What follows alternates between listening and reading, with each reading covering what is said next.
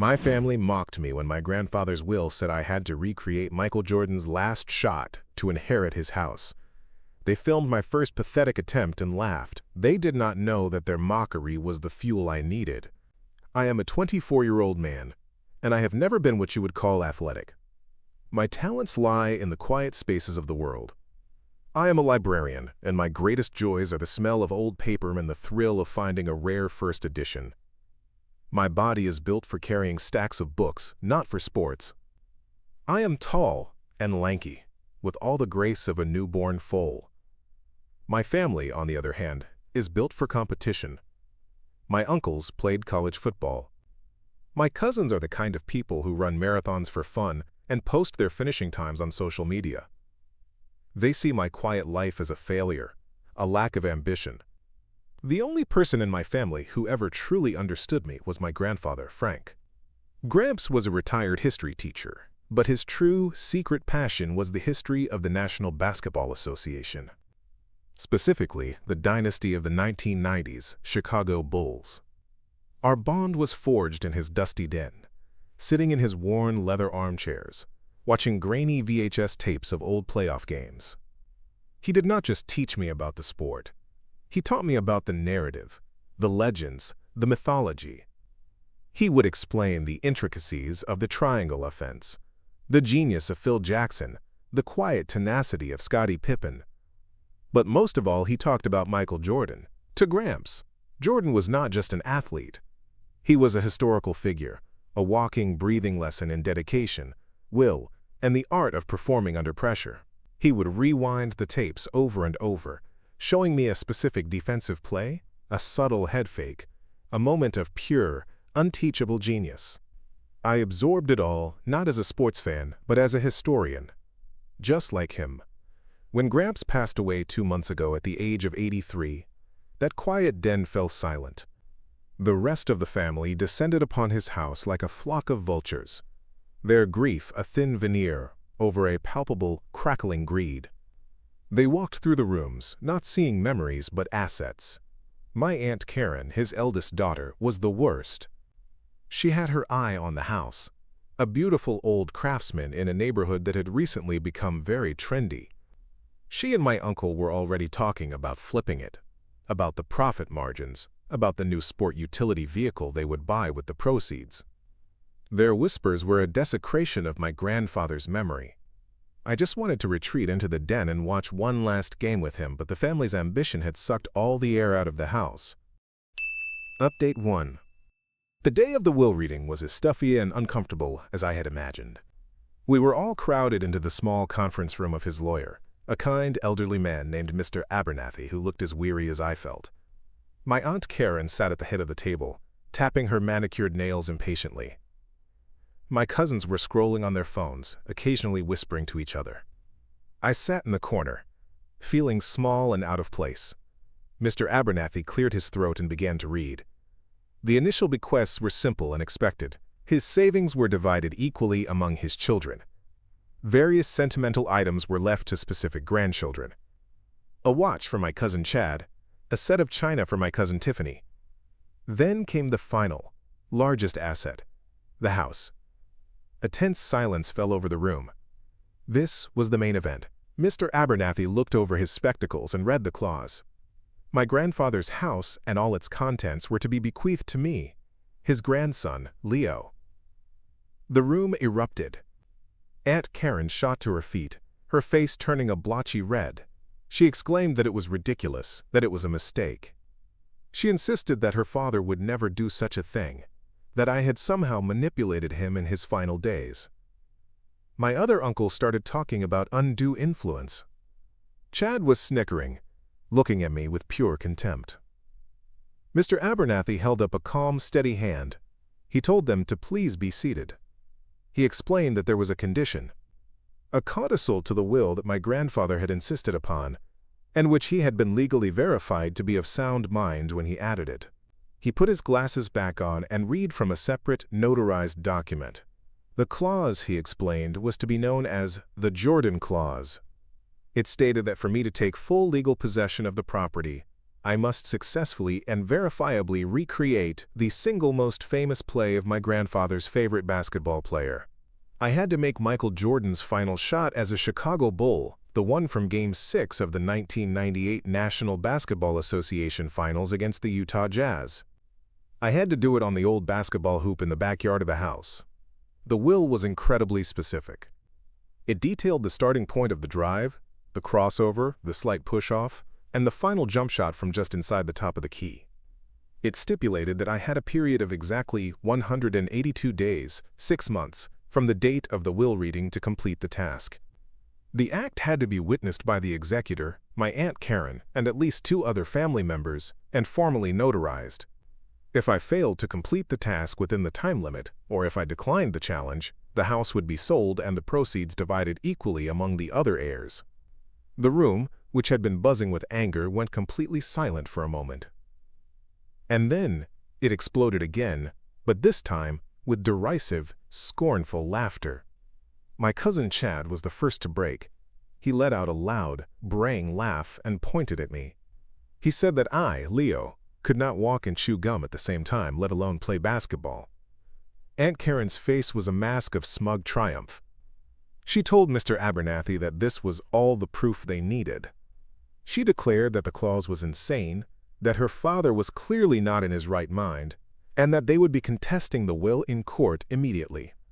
Mr. Abernathy calmly replied that the will was ironclad, and that eccentric or not, my grandfather's wishes were legally binding. While they were all laughing and plotting, I was not angry. A strange sense of calm washed over me. I finally understood. This was not about a house. It was not about money. It was one last history lesson from my grandfather. It was a story he wanted me to live, not just watch on a tape. He was giving me a final gift, a challenge to become something more than the quiet, timid boy they all saw. I looked at Mr. Abernathy and, my voice clear and steady, I told him I accepted the terms. The laughter in the room died down, replaced by looks of stunned disbelief. Update 2. The next day, I drove to my grandfather's house. It was empty now, the air stale and filled with the ghosts of 100 memories. I let myself in with the key Mr. Abernathy had given me. I walked through the quiet rooms, my footsteps echoing on the hardwood floors. I went straight to the den, sat in Gramps' old leather armchair, and just breathed for a moment. I could almost hear his voice, explaining, teaching, encouraging. After a while, I went to the garage. In the corner, behind an old lawnmower, was a chest of his old sporting equipment. I dug through it until I found it. A vintage leather basketball, its surface cracked and faded, the rubber worn smooth in places. It felt heavy and foreign in my hands. I took the ball and went out to the backyard. The old hoop was still there, bolted to the garage above the door. The backboard was splintered and gray from years of sun and rain. The rim was a rusty orange, and the net had long since rotted away, leaving only a few sad, tattered strings. It looked like a monument to a forgotten age. This was my court. This was my arena. I took a breath and tried to dribble the ball. It was a complete disaster. The ball had a mind of its own, bouncing erratically off my feet, my knees, careening off into the bushes. I felt a hot flush of embarrassment, even though I was alone. I spent 10 minutes just trying to get a feel for it, managing to string together a few clumsy dribbles before losing control again. Then I tried to shoot. I stood roughly where Jordan had stood, at the top of the key. I tried to picture the form Gramps had described to me 1,000 times. I bent my knees, brought the ball up, and pushed. The shot was a pathetic, wobbly thing that fell 3 feet short of the basket. An air ball. I tried again. This time, I put too much power into it. The ball slammed against the backboard with a loud thud and bounced over the garage roof. It took me 5 minutes to find it in the front yard. My arms were already starting to ache. My lungs were burning. I felt a profound sense of hopelessness. This was not just difficult. It felt physically impossible. As I stood there, panting and discouraged, I heard a familiar, unwelcome sound.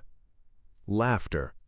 I looked over and saw my cousins, Chad and Tiffany, standing by the back fence, their phones out, recording me. They had followed me. Chad shouted that I threw like a girl. Tiffany asked if I needed a map to get to the basket. They were not just laughing, they were howling, doubled over with glee at my pathetic display. A moment later, my phone buzzed in my pocket. It was a notification from our family group chat. Chad had posted the video. It was 30 seconds of me, flailing and clumsy, set to circus music. The comments started rolling in almost immediately. Laughing emojis from my Aunt Karen. A comment from my uncle that said something about a fool's errand. The humiliation was a physical thing, a hot, prickling sensation that spread across my entire body. I wanted to run. I wanted to hide. I wanted to tell Mr. Abernathy that I gave up, that they could have the stupid house. But then I looked at the old rusty hoop. I thought about my grandfather. I thought about his belief in me, the belief that no one else in my family had ever shared. He had not set me up to fail. He had set me up to fight. This was not their story to tell. It was mine. The humiliation did not break me. It forged something new inside of me.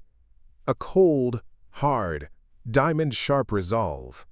I picked up the basketball, ignored the buzzing in my pocket, and took another shot. It missed. But as I walked to retrieve the ball, I made a silent promise to my grandfather's memory and to the jeering ghosts of my family. I told them I would do it. I would practice until my hands bled. I would master every single step, every movement, every nuance of that historic shot. They thought this was a joke. I was about to make it my religion. Update 3. The days following my public humiliation were a blur of anger and sore muscles. The laughter of my cousins echoed in my ears every time I picked up the basketball. Every missed shot felt like another clip for their family group chat. I knew then that hope was not a strategy. I could not simply will myself to become a good basketball player through sheer determination. I was a librarian. I was a historian. My greatest skill was research. So, I decided to treat this problem like a research project. I could not afford a fancy trainer. My meager salary was already stretched thin. But my grandfather had lived in this town his entire life. He was a history teacher. He knew people. I went back to the house, not to the backyard, but to the den. I spent an entire weekend sifting through his old high school yearbooks from the 1970s and 80s. I was looking for a name, a face, anyone connected to the basketball team. WHO might still be around. I found him in the 1979 yearbook. He was a young man then, with a fierce expression and a whistle around his neck. The caption read, "Coach Alan Miller, Varsity Basketball." The team photo showed a squad of lanky teenagers holding a championship trophy. According to the text, it was the only state championship the school had ever won. A quick search of the local archives, something I knew how to do better than anyone, revealed a few old newspaper articles on microfiche. They called him a genius, a master tactician, a man who could turn anyone into a player. Another search in the modern white pages showed an A. Miller still living in town, on a quiet street just a few miles away. I drove to the address the next day. It was a small, modest bungalow with a neatly kept lawn. I walked up the path, my heart pounding, the old leather basketball tucked under my arm. I knocked. The man who answered was old, perhaps in his late 70s, with a crop of shock-white hair and eyes the color of a stormy sky. He looked at me with a grumpy, impatient expression. I introduced myself and told him I was Frank's grandson. His expression softened slightly. He said he remembered Frank, called him a good man. Then he eyed the basketball under my arm with deep suspicion. I laid it all out for him. I told him about the will, the house, the impossible condition. I showed him the Jordan clause on a copy of the document. I told him I needed a coach. I told him I had heard he was the best. He stared at me for a long time, his eyes scanning me from head to toe, taking in my lanky frame, my soft hands, my complete lack of athletic bearing. Then he laughed. It was not a cruel laugh like my cousin's. It was a short, barking laugh of pure disbelief. He told me I was crazy. He said he had not coached in 30 years. He said, "You cannot teach a lifetime of skill in 6 months." I was about to leave, dejected, but I tried one last thing. I told him this was not about a house. I told him my grandfather did not care about the house. I told him this was my grandfather's last lesson, a final attempt to teach me something he thought I needed to know. I told him I could not let my grandfather down. I saw a flicker of something in the old coach's eyes. He was from the same generation as my grandfather. He understood the language of principle and eccentric, stubborn men. He grunted. He told me to be in my grandfather's backyard the next morning at 6 a.m. sharp. He said if I was late, he was gone. And then he shut the door in my face. That was the beginning of my training. It was brutal. Coach Miller, as I now called him, was a taskmaster from a bygone era.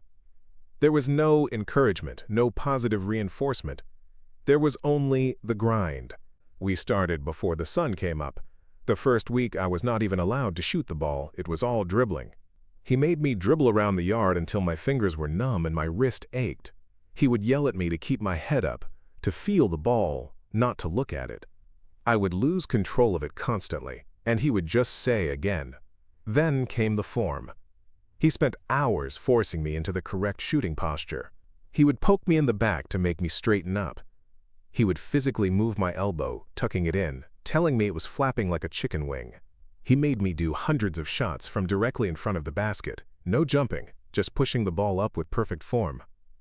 Most of them missed. They would clang helplessly off the rusty rim, or miss the backboard entirely. Every day I came home with my body screaming in protest. My muscles ached in places I did not know I had muscles. I had blisters on my hands that bled and then formed calluses. My quiet, orderly librarian's life was over. I was now a tired, sweaty, aching mess. But I never missed a session. I was never late. And slowly, almost imperceptibly, something began to change. I started to feel the rhythm of the dribble without looking. I started to feel the muscle memory of the shot forming. Near the end of the first month, after 1,000 missed shots, one finally went in. It was a wobbly, ugly shot, but it rattled around the rim and fell through the tattered strings of the net. I looked over at Coach Miller, expecting a word of praise, a smile, anything. He just stood there, arms crossed, his face a mask of stone. He just said, "Again," and so I did. Update 4.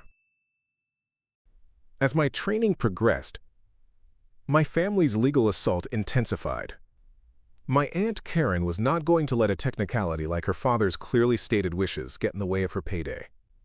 I received a thick, intimidating letter from a high-priced law firm. It was a formal notice that she and my uncles were contesting the will on the grounds of lack of testamentary capacity. The letter was filled with legal jargon designed to scare me. It claimed that the Jordan clause was prima facie evidence that my grandfather was not of sound mind when he wrote the will. It demanded that I cease all activities related to the house and agree to a settlement where the property would be sold and divided. I immediately called Mr. Abernathy in a panic. He calmly assured me that it was a scare tactic. He said my grandfather had been meticulous. He had undergone a full psychological evaluation with a doctor the day before he signed the codicil, precisely because he anticipated this challenge. He told me the will was ironclad, and that a judge would almost certainly uphold it, but he warned me that my aunt could drag the process out in court, making it expensive and stressful. It was a war of attrition, and she was counting on me to fold. When it became clear that the legal threats were not working, Karen resorted to petty sabotage. She lived just a few streets away from my grandfather's house. One morning, I arrived for my 6 a.m. training to find the old basketball had been slashed, a deep gash in the leather, leaving it deflated and useless. There was no proof, of course, but I knew it was her. I simply went to a sporting goods store that afternoon and bought a new, modern basketball. The next week, I received a formal complaint notice from the local homeowners association. A neighbor had filed an anonymous complaint about excessive and repetitive noise originating from my property in the early morning hours. The complaint specifically mentioned the constant thumping of a basketball. It was undoubtedly my aunt, manipulating her neighbors to do her dirty work. The notice warned that further complaints could result in fines. My sanctuary, the backyard court, had been compromised. I showed the notice to Coach Miller, expecting him to say it was over. Instead, he just grunted and told me that obstacles were part of the game. He told me to meet him at the old, cracked asphalt courts at the public park on the other side of town the next morning. The change of venue was a blessing in disguise. The park courts were exposed. Other people were around. My shame and self-consciousness were forced into the open. I had to practice my clumsy drills and miserable shots in front of strangers. But, as the weeks went by, the shots started to fall more often. My dribble was no longer a frantic patting, but a steady, rhythmic beat against the pavement. The ball started to leave my hand with a consistent, perfect backspin, the way Coach Miller had shown me. I was getting stronger, faster. My librarian's body was transforming. I was no longer just a bookworm. I was becoming an athlete. My family's attempts to stop me were having the opposite effect. Their scorn was my motivation. Their sabotage was my fuel. One afternoon, after 3 solid months of grinding, Coach Miller told me I was ready. I had mastered the fundamentals. My jump shot was now consistent and reliable from 15 feet. Now, he said, it was time to learn the dance. It was time to study the shot. He brought a small, battery-powered television and a VCR to the park. He put in an old, worn-out VHS tape. And there it was, Game 6, the final minute. He played the clip of Jordan's final sequence over and over, the steal from Karl Malone, the slow, deliberate dribble up the court, the crossover on Brian Russell, the push, the pull-up, the shot, the follow-through. He broke it down for me, frame by painful frame, like a historian analyzing a piece of ancient film. He told me that for the next 3 months, we would do nothing but rehearse this single, sacred sequence of movements. I was no longer just learning to play basketball. I was rehearsing for the performance of my life, and I knew, with a cold, hard certainty, that I was going to nail it. Update 5. The next 3 months were a descent into obsession. My life became a monastic routine governed by 2 things, my shifts at the library and the ghost of Michael Jordan. Every waking moment I was not shelving books, I was at the park. Coach Miller and I became a strange, familiar sight to the other regulars, the old, grumpy man, and the tall, awkward librarian, rehearsing the same 7 seconds of basketball history over and over again. We broke down the shot into a dozen micro-movements. There was the dribble up the court, a rhythm I had to internalize until it was as natural as breathing. There was the explosive crossover, a move that required a level of coordination I did not possess and had to build from scratch, my ankles aching and my legs burning. There was the subtle, controversial push-off on Brian Russell, a gentle extension of the left arm that Coach Miller called creating space, a piece of veteran cunning I had to perfect. And then there was the shot itself, the pull-up jumper, the perfect arc, the snap of the wrist, the follow-through held in the air for a split second, a perfect, sculpted pose of triumph.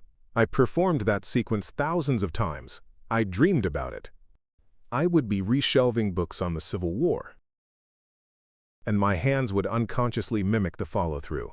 I was no longer just practicing a shot. I was engraving a piece of history onto my own muscles. The legal battle raged in the background, a steady stream of stressful emails from Mr. Abernathy, but I ignored them. The family group chat, which I had not left, was a constant source of mockery and gossip, but I used it as fuel. I let their disrespect harden my resolve. Finally, the day arrived. The 182nd day. The final day of the challenge. It was a cool, overcast afternoon. The air was heavy with the smell of rain. I arrived at my grandfather's house an hour early. Coach Miller was already there, sitting on the back porch, drinking coffee from a thermos. He did not say much. He just gave me a single, sharp nod. Soon, the others began to arrive. A smug-looking lawyer in an expensive suit came with my Aunt Karen. Then came my uncles and my cousins, Chad and Tiffany. They did not look at me. They stood in a tight, hostile cluster on the far side of the yard, whispering among themselves and smirking. They looked like they were attending a party, eager for the entertainment to begin. Finally, Mr. Abernathy arrived with a public notary, a nervous-looking woman with a large stamp. The atmosphere was thick, with a tension you could cut with a knife. Mr. Abernathy formally read the clause from the will one last time. He announced that I, Leo, would have 3 attempts to complete the task. Aunt Karen interrupted, her voice sharp and poisonous, to declare that this entire proceeding was a farce, but that she was happy to officiate the inevitable failure. I took the new basketball, the one I had bought to replace the one they had slashed, and walked onto the cracked concrete of the backyard court. I felt 100 pairs of eyes on me.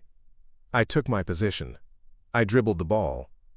The familiar, rhythmic thump was the only sound in the yard. I began the sequence. I drove to the top of the key. I did the crossover. I executed the shot. The form was good, it felt right. The ball sailed through the air in a perfect arc, and then it hit the back of the rim with a loud, sickening clang and bounced away. A wave of smug, suppressed laughter rippled through my family's side of the yard. Chad let out an audible snort. My hands started to shake. The pressure was a physical weight, crushing down on my chest. I retrieved the ball. I took a deep breath and prepared for my second attempt. I told myself to relax, to trust the training. I began the sequence again. This time I overcompensated. I put too much power into the shot. The ball sailed over the backboard completely, landing in the gutters of the garage roof with a dull thud. This time, the laughter was not suppressed. It was open and cruel. Aunt Karen looked at her lawyer with a triumphant "I told you sulfur monoxide" smile.